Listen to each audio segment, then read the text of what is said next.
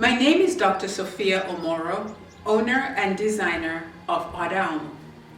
Thank you for once again joining me on our Conversations with Adaum series, Beyond the Beautiful Things. On this episode, we tackle the topic that could be rather charged of whether African fashion is or can be a symbol of power and politics. Stay to the end for my wrap up as usual. See you soon.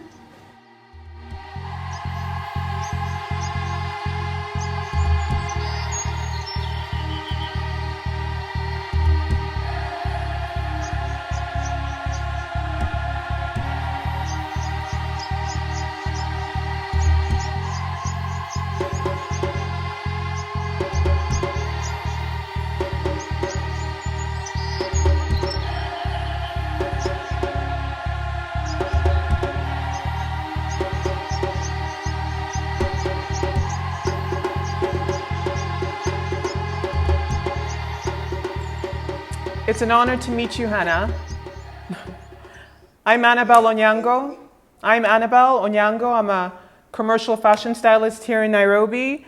And I'm so glad that you're able to join us with everything that's happening in the States right now. Boy. Yeah, we're all holding our breath for you. Me too. Yes, I can imagine. So, Hannah Beachler, what an honor. You won the Oscar for Best Production Design for the iconic Black Panther movie. And you're the first Black woman to be nominated in this category, let alone to win it. You are also the first ever female production designer for a Marvel movie. You also worked on Fruitvale Station, Creed, Moonlight, and Beyonce's Lemonade in 2016. In 2017, you told Fader magazine that your research for Black Panther came from Uganda, Rwanda, Burundi, Ethiopia, DRC, and that place played as big of a role as the characters. So, do you remember that quote? I do. And I often say that the place is the most important aspect when designing and world building. I mean, you can't have a world if you don't have a place and you don't have people. And I'm actually in this situation where I'm designing another world and we don't understand what the people are. And I'm like, I have to understand that. So does that require some immersion on your part in terms of how do you understand people? You have to go there and be with them. That's right. You have to go there and be with them. And unfortunately, in the pandemic, it has made it incredibly hard to be able to do the traveling that I did on the first one, because I'm currently on the second one. And we're talking about Black Panther, the sequel. Yes, ma'am. And, unfortunately, we won't be able to travel again this time unless some miracles happen. I feel disconnected in that sense that I can't immerse myself. So how can I sort of build a place that I'm not fully in at some point? So it's been challenging. Yeah, I understand. So, I mean, the work that immersion that you did the first time around clearly worked very much in your favor, very successful. The wardrobe in Black Panther felt, it just felt very spot on. It was very tactile. It was very vibrant. As you watch the film, as an African, you're sort of taken on a journey across our continent by recognizing, different fabrics, different techniques, different style. I mean, you really did kill it. And you were able to do it without even one African crew. I mean, that's quite a feat. I mean, that authenticity, I think, is a lot of the reason, that sense of authenticity is a lot of the reason why Africans really resonated with the Black Panther movie, even though it was produced in North America. So I'm just going to ask you to speak on that, how you were able to do us without us. I mean, it's incredible. Well, in a sense, we did have Africans on the crew, and in the actors as well. So Ben Tolton is someone that we worked with. We're working with again. Connie's. Were there for us the whole time. Denai being from Zimbabwe, Lupita being from well, she's Mexican and being from Kenya. So we did, and that was part of the immersion of not just going to the continent. I wasn't able to travel through the continent as much as I wanted to. Ryan was able to travel through the continent more. And you're talking about Ryan Coogler, who was the director of the movie. The director, Ryan Coogler, the director, yes. But he went by himself, and the first time because he wanted to write. And he had never been, neither one of us has been. And that's an issue, that's an American issue, because you have a lot of Black Americans that don't have the access nor the opportunity to travel to the place that is our heritage. We don't know. So it was the first time for him. He went by himself. And he had called me at one point and he said, hey, I'm at the hotel and I was talking to one of the guys that work here, and he wants me, he's going to bring me back to his township. I'm not staying at the hotel. So he would just meet random people and then just go with them until he was in another country. This was in South Africa, in Joburg, in Cape Town. He started in South Africa. Mm-hmm. So he ended up in, I think, Ghana, Senegal, but he was just meeting people and they were like, let me show you what my life looks like. Yeah. Let me show you how we live. For me, it was a little bit different because I had to go with the location people and a whole crew and stuff, and I wasn't able to sneak away as much as possible like Ryan was. But we spent quite a bit of time there. I mean, I would love to spend more time there. So yeah, it's a big deal, and it's really important to sort of understand where the people from the continent, how they feel, The other thing that was really interesting is that Wakanda was never colonized. And my understanding, there were two countries on the continent that were not colonized during the 16th century, so around the 1500s, which would have been Ethiopia and Lesotho. And they were both treated very differently. One had a lot of money, one did not, because they were landlocked inside another country. So part of that is learning all about that. And then how does that response reflect in how we make Wakanda, because they were never supposed to be colonized. So that was sort of the biggest thing. It was hard to find examples in Africa, in any country, that had not been colonized. And what did it look like before? And how did the people, that information was destroyed like every culture who was colonized. Right. The first thing they do is take your language and take your heritage, because they cannot you if you still have that tradition. Right. And I think for me, part of it was seeing how many people still had the tradition in spite of that. And that spoke to a different type of strength and a different type of sort of need to hang on to this tradition and not let it be taken with the threat of death. That's a strong people. And those are the people that I wanted, let alone being enslaved in America, right? Yeah. So, and trafficked and then enslaved. Yeah. So, as you know, because of the history of Africa and West Africa, where that slave trade, where the slave coast was, that the way they look at tradition is actually very different to East Africa, where we weren't as exposed to that slave trade. And it's always interesting, and we've explored it in this series, how the value of our tradition and our traditional cultures is very different from coast to coast, based on that colonial legacy and that slave history. But in that same 2017 Fader article, you say that it was very emotional for you to come to Africa, because actually, you said, I quote, "I understand now where some of the things that I naturally do come from." Mm-hmm. What did you mean by that? Because that seems pretty powerful. Just, Ryan and I have had so many conversations about that, because he was like, and I'll get to how I felt, but to really explain it, I think, really well, and how I felt with like some of the things Ryan said. He was like, he's like, I'd hooked up with this guy and he was working at the hotel, and he's like, hey, come to, we're doing the ritual tonight, so why don't you come with us to my house, come with me, and you can be a part of the ritual. And Ryan's like, all right, I'm going to see some like traditional African ritual. I'm going to see the thing. And so he was like, sure, so they go, and he's like, and we show up, we pull up to his house, and he's like, and there's some like there's some young cats standing outside, and Ryan was like, all right, we do, like, that's like going to my auntie's house. There's some cats standing outside. All right, talking. He's like, we go inside and there's some like older cats like hanging out, you know, talking in the living room, just like, you know, kind of probably having some kind of political argument. He's like, all right, it looks like my grandpa and my uncles. All right, okay. And then he's like, and then I walk a little further. He's like, I'm in the kitchen and the women are kind of busy and they're kind of cooking and they're kind of shooing us out the back. And like, he's like, yeah, this is like my house. Like, okay. And he said he gets outside and he looks at the guy.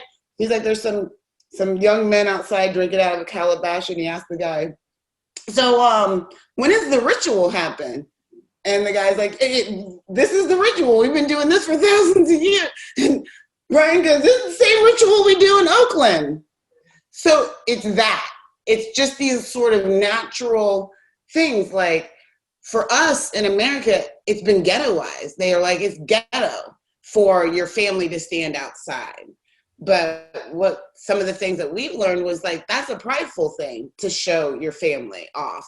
Not a ghettoized thing. You know, sort of things that are in our DNA that just don't change, that are very much the same. You know, Ryan and I were talking about music, we were talking about dance, we were talking about clothing, like the way we adorn ourselves, the way we are attracted to certain colors. And because I was like, Black women own yellow. Let's be clear. Black women own yellow across the globe. Maybe the darker you are, the more you own it, you know what I'm saying? That's right. It's like that color on Black women is just, I'm sorry, we own that color. So it's all of these things that you're kind of seeing around you that you're told makes you less than, that makes you not human. In this country that I'm in currently, they said that loud and proud just the other day and let us know how important we are in this country, which is not at all. So they took our culture and said it was bastardized as African American and made sure we didn't know who we were or where we came from. So when you go back, and it was emotional for me. It was emotional for me to think, standing in some of those places, that people just came and destroyed people. Yeah, I mean, even here currently, we are dealing with a lot of the same social and racial political unrest that you guys are. I mean, you've heard of NSARS in Lagos, in Nigeria. But I mean, even in, you know, different parts of Africa, we face a lot of the same political problems. So yeah, I think, you know, we have a lot to learn from each other, especially in this moment where there seems to be a fire that's been lit, where, you know, people of color, Black people, Africans, we're no longer, you know, just willing to follow the status quo. We're ready for change. We're ready for new things. We're ready to move things forward. And that's what conversations like this, I'm hoping, will help galvanize people in a different way. There are so many different ways of activism, and I think fashion, especially as you see it in Black Panther, is you know, a way that we can take back our power and own our traditions and culture, be proud of it, and fight for it. That's right. That's absolutely correct. And I feel like, you know, there's a reaching out. Being in America, you don't have a connection with the continent because no one tells you about it. So you kind of look at, you're kind of raised with this idea, or indoctrinated, I should say, with this idea that Black African is a whole, you're not related to them. You don't even have the same problems. You don't even have the same, like, you don't speak the same language. You don't have the same tradition. Like, we were so othered and taken away from that. But there had been growing up. I grew up in Ohio near Wilberforce, which is a HBCU. And that's a historic, for those who don't know, that's a historically Black college.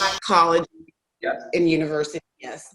And, you know, a friend of mine who was going there did a documentary on how sort of we interrelated with the Africans that had come from the continent to the school, and how they saw Black Americans and how Black Americans saw them. There was a misunderstanding. There was sort of like a disconnection, and we could not understand each other. I grew up like that. I grew up thinking like Africans weren't really on my side or didn't really understand what it was to be Black in America. Like I didn't wake up looking at people who looked like me every day. I didn't go out into the world and all I saw were people that looked like me.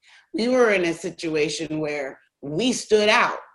That's why we couldn't escape, because you can't when you look like Black in a white world. So, you know, it was, I don't know if that was to further the sort of divide. Yeah, there's always been this divide between like Africans and African Americans. It's been always this misunderstanding, this not understanding what the common ground was. But I think with Black Lives Matter, that's really demystified what the African American experience is, which, you know, hasn't been clear in the past. It's only now that even us are realizing how disenfranchised, how marginalized African Americans are in, you know, what is their own country now. So, yeah, I think the Black Lives Matter movement has really sort of blown it out of the water. Now we understand a lot of it. It's opened it up. It's opened up this conversation. It's opened up my eyes. It's opened up so much. So I think that has changed a lot, but there always has been this misunderstanding. And I think I'm still trying to understand and have conversations with, you know, a lot of Africans, a lot of my Nigerian friends, just to understand, like, you know, she said to me one time, she said, you know, Black Americans are so angry. And I said, can you not understand why though? And I don't understand why you're not angry with us, because they see us the same. It doesn't matter what country. If we're not speaking, as far as they're concerned, we're the same people and we deserve the same thing. So, you know, there's no difference in this country, in America, when I say this country, between the two of us at all. They will do as they see fit with the both of us in the same manner, but there's no difference there. So it's not that great of a place sometimes.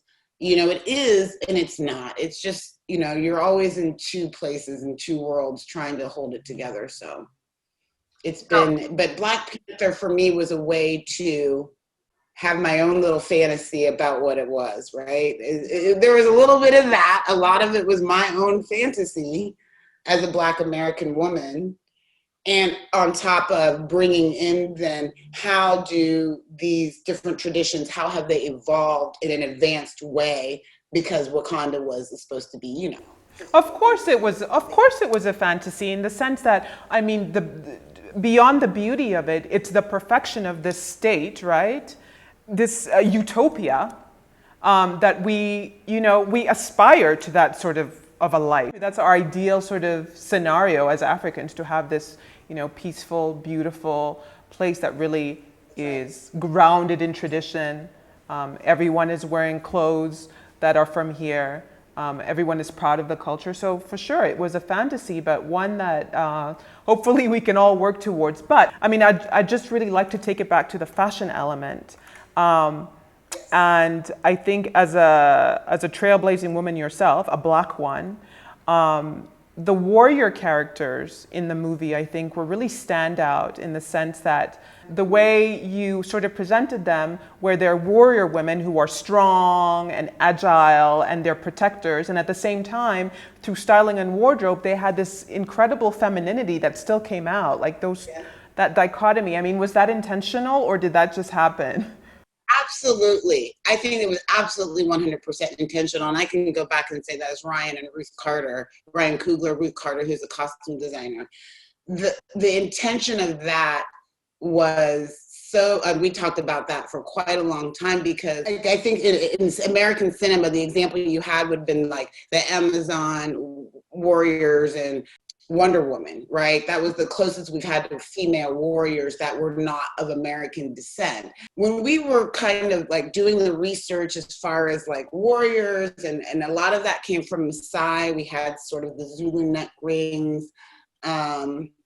on them that did, that was technology. That was the evolution of that. It became a technology. But, it was important for them to live and stand in strength as women. And Dora Milaje, who are the King's Guard, basically like the elite, they are Navy SEALs, they are elite.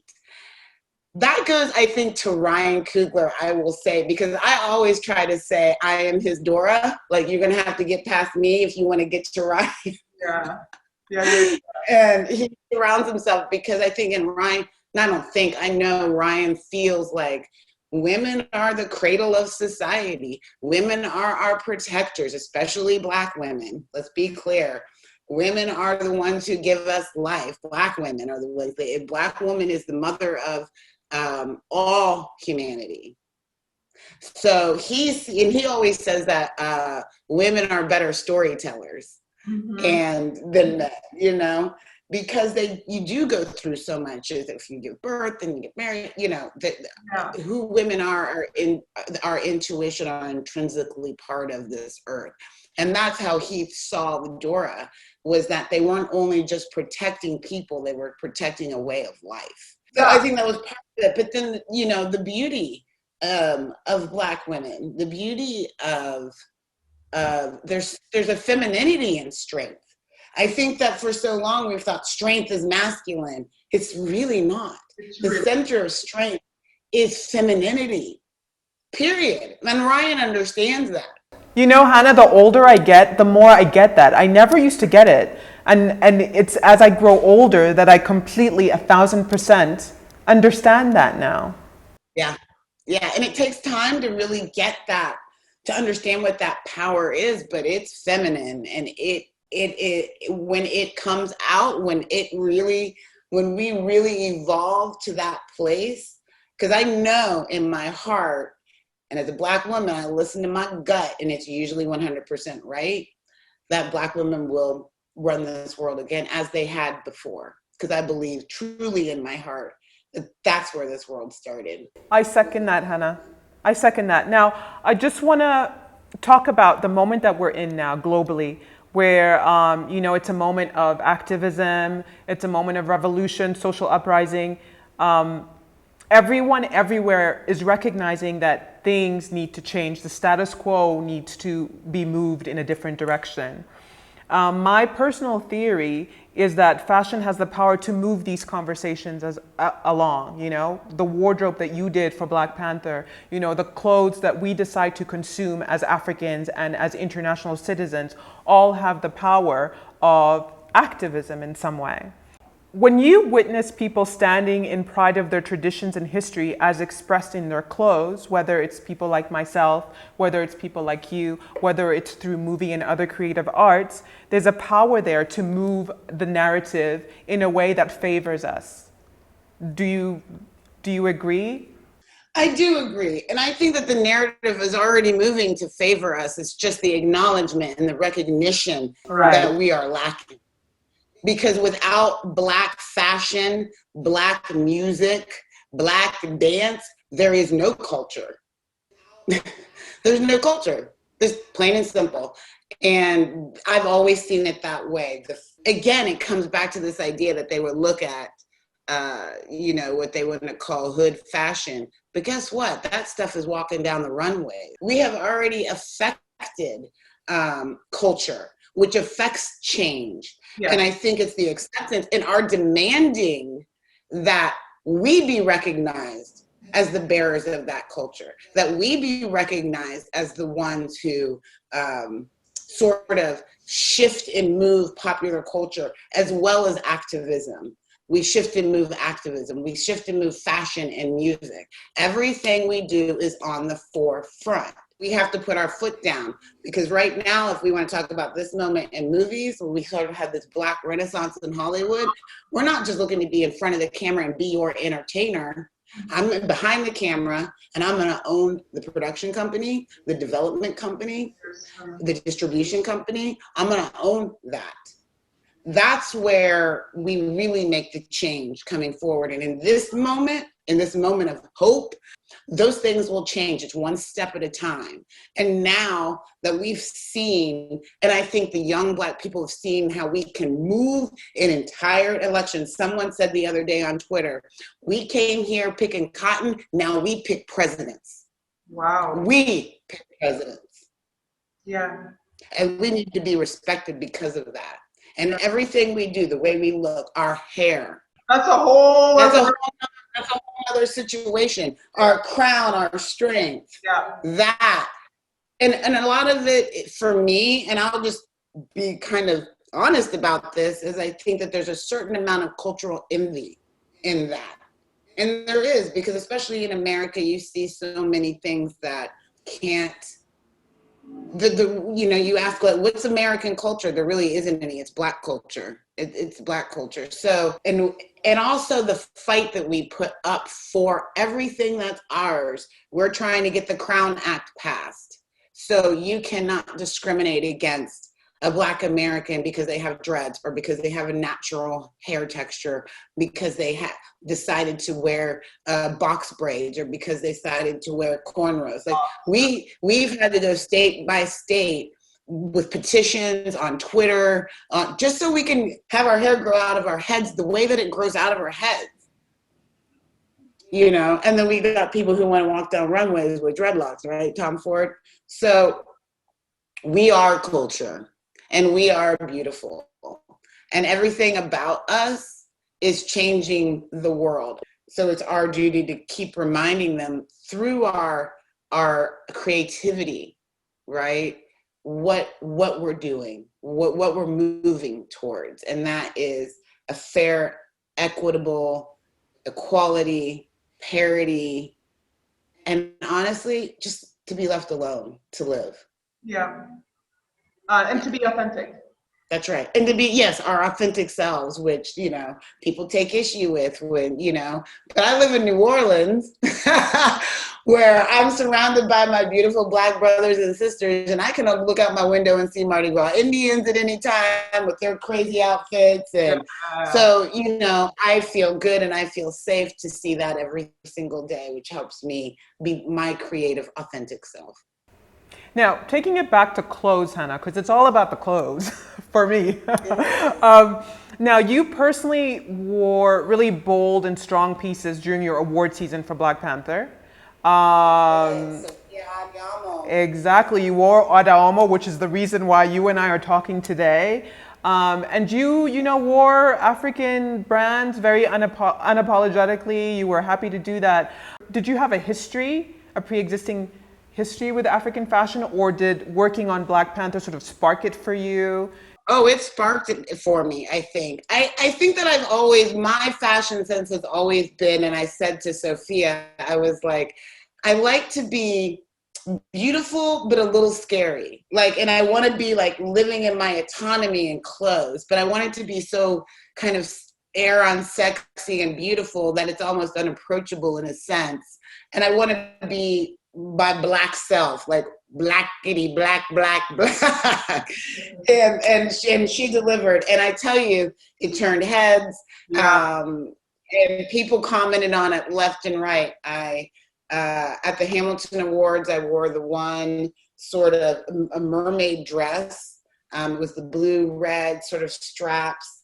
And then I had a big arm piece on. Yeah. And I pulled up in the car, right? There's the red carpet, the whole thing. I pulled up in the car and I saw all my publicists standing there, and one of the publicists opened the door and I got out, and you heard an audible people were like, what is she wearing? It was fabulous. And then I wore the belt, and I also have to tell you one other thing. And the belt and one of the dresses, that was to the Hollywood Contenders, and that's where Lupita was like, well, who are you getting your clothes from? Because she was used to seeing me just in my sweats and my tank top for a year, right? That's how I worked every day. And so no one ever thought of Hannah like, oh, she's gonna have passion, and I wanted to up my game, and I wanted to do it with someone in New Orleans, right? So I kind of threw myself over to Sophia to like help me, help me, and she gave me the confidence to sort of like start playing and experimenting with fashion and African, like everything she has is spot on. So when I was in Rome, talking to a group of people, my PR person was like, "Hey, Gucci heard that you were in town and wants you to come to their spring 2020 cruise show." And I'd never been to a fashion show, let alone a big designer like that. So I was like, okay, I'm in Rome, and I didn't really plan to go to a fashion show, but I have a bunch of Audiamo on me. So you threw that on and you went. I put that belt and around that, around my neck, I had this thing, and then I had this lip, cuff that came down, and it was like a bar that came across the lip cup, and my big my hair is down right now, but my hair is like this big if I let it out. And my Piazza pants, and then my Adiamo shirt. And I went to the Gucci show. And when I tell you that Gucci was like, "Where did you get that?"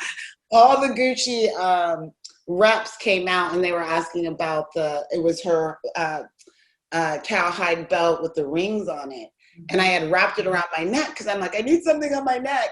And then, so they were just like, "Oh my gosh," and the shirt and all this stuff. So, I gained confidence, I think, wearing those clothes, wearing the African clothes, wearing those beautiful designs that were both, to me, in some instances, very traditional, but very beautiful and modern. Mm-hmm. So it kind of did for me what Wakanda did, where it held all of those things in a futuristic way. And it just changed me. It changed me completely. I mean, I've never had so much jewelry in my life. And so I think having those fabrics, having those clothes, having those designs of the continent that are modern with, however it works, traditional flair, and however Sophia brings it, it gave me more confidence to sort of, be, as we say here in the States, the African queen that I know that I am. Yeah. So I mean, amen to that. When filmmakers like you and Ryan Coogler put, African fashion design on a pedestal, it really subverts all these ideas, these previously held notions that we are somehow less than, that, we are not on par, that we have nothing to offer. And so we are, I am nothing but honored to be able to meet you, Hannah. And unfortunately, we've run out of time, so I have to say goodbye. But I can tell you really quickly that I will only wear African designers at this time and furnish my home in the same way. So it has changed. It's changed everything for me. And there's such a sense of pride. And I tell people all the time, if you want to see the future, you need to look on the continent. So many different countries, the architecture, the fashion, it is modern, it is futuristic, every country has a rural area, but it's not just rural. That's all we want to show. And I just want to make sure, and I constantly tell people and push people to understand that this is a place of modernity. It is going to be the new birth of the future in Africa right now. I couldn't have said it better. Hannah Beachler, thank you for your time. The crew over here is very excited to be able to meet you, so round of applause. Thank you so much, Hannah. It was a pleasure and an honor to meet you. And good luck. Good luck. You deserve every accolade you've gotten up until now, and I'm sure we'll hear a lot more about you. Thank you so much. Thank you so much.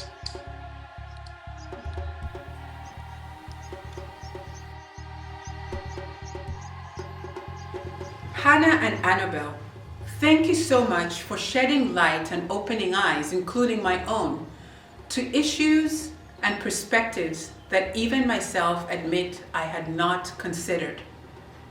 Indeed, if you think about it, the most effective start to colonizing one's mind and person could be with taking over what they wear, what they look like, their culture, their tradition, and telling them that those are not okay. African fashion, therefore, has been and can be a very powerful tool in politics. Thank you again, and join us for our next session and episode, Conversations with Ada Almo, Beyond the Beautiful Things.